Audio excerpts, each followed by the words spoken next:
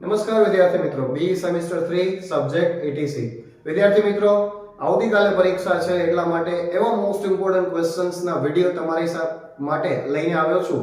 તો વિદ્યાર્થી મિત્રો, આજે એક ફોર્મેટ અને એક્ઝામ્પલ જોઈએ છીએ એજન્ડાનું. ઘણા બધા વિદ્યાર્થીઓને રિક્વેસ્ટ હતી કે એજન્ડા છે એ કઈ રીતે પૂછાય છે. શોર્ટ ક્વેશ્ચનમાં પૂછાશે કેમ કે એનું ફોર્મેટ અને ડિટેલ્સ બહુ જ નાની છે. એટલા માટે આપણે ફટાફટ જોઈ લઈએ. તો સૌથી પહેલા તમારે હેડિંગ આપી દેવાનું એજન્ડા.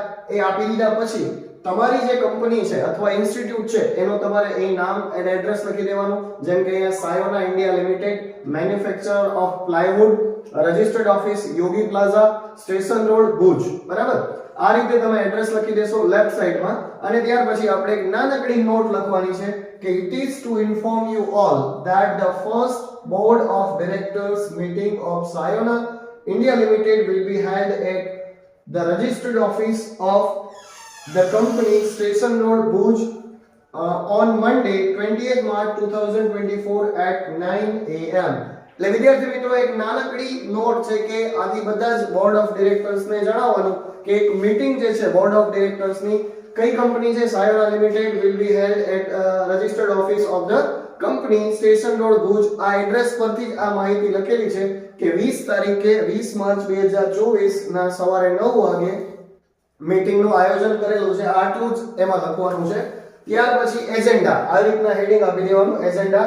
હવે વિદ્યાર્થી મિત્રો, એજન્ડા જે છે ને કે મીટિંગ ની અંદર કયા કયા પોઈન્ટ નું ડિસ્કશન થશે એ તમારે અહીંયા લખવાનું હોય. એમાં તમે 8 થી 10 પોઈન્ટ લખી શકો, પણ મેં તો અહીંયા જગ્યાના અભાવે 4 જ પોઈન્ટ લખ્યા છે. એવી રીતે તમે કોઈ પણ પોઈન્ટ્સ જે છે મીટિંગ ની અંદર જે ચર્ચા કરવાની છે એ તમે એમાં લખી શકો. Number 1, to elect the chairman of the meeting. મીટિંગના જે ચેરમેન છે એ પસંદ કરવાના છે. Number 2, to appoint the solicitor of the company. કંપનીના સોલિસિટર અપોઇન્ટ કરવાના છે. ત્યાર પછી number 3, to appoint the auditors of the company. કંપનીના જે ઓડિટર્સ છે, જે હિસાબો છે એ ચેક કરનાર ઓડિટર્સની નિમણૂક કરવાની છે. અને number 4, to fix time of the next meeting. અને નેક્સ્ટ મીટિંગ માટેનો ટાઈમ છે એ આપણે નક્કી કરવાનું છે. તો આ લાસ્ટ પોઈન્ટ છે ને, to fix the time of the next meeting, એ સૌથી લાસ્ટમાં લખવાનો. એના વચ્ચે જે પણ કંઈ ડિસ્કશન કરવાનું છે કે ભાઈ આપણે how to increase the cell of the company, એટલે કે કંપનીનો સેલ કઈ રીતે વધશે. પછી કેટલાક બીજા બધા ગમે તે કોઈ પોઈન્ટ્સ હોય કે ભાઈ રો મટીરીયલ ને કઈ રીતે આપણે એમાં ગુણવત્તા સુધારી શકીએ, તો to improve the row material quality. આવી રીતના ઘણા બધા પોઈન્ટ્સ તમે અહીંયા ડિસ્ક્રાઇબ કરી શકો છો. પણ વિદ્યાર્થી મિત્રો, યાદ રાખજો 3 કે 4 માર્ક્સમાં પૂછાય છે એટલે વધારે પોઈન્ટ તમે એમાં લખશો નહીં. 6 થી 7 પોઈન્ટ લખી અને પૂરું કરી દેવાનું. અને લાસ્ટમાં લેફ્ટ સાઈડમાં કંપની સેક્રેટરી, આ એજન્ડા છે એ કોણ પ્રિપેર કરે? કંપનીના સેક્રેટરી પ્રિપેર કરે. એટલા માટે આ એક શોર્ટ ક્વેશ્ચન તમને એજન્ડાનું ફોર્મેટ અથવા તો એક્ઝામ્પલ તમને બતાવ્યું છે. બરાબર, તો વિદ્યાર્થી મિત્રો, બીજી એક ખાસ રિક્વેસ્ટ છે કે તમે લોકો ચેનલને સબસ્ક્રાઇબ નથી કરતા.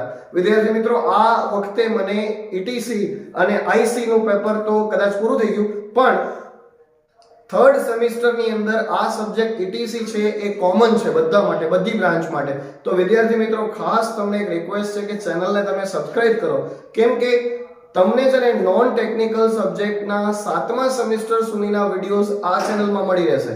એટલા માટે વિદ્યાર્થી મિત્રો, ખાસ ચેનલ સબસ્ક્રાઇબ કરો અને બધા જ વિદ્યાર્થીઓ સુધી તમારી ટેલિગ્રામ ચેનલ હોય અથવા તો વોટ્સએપ ગ્રુપ હોય, દરેક જગ્યાએ આ વિડિયોઝને શેર કરી દો. Please, it is my humble request to all my near and dear students, please subscribe the channel. Thank you.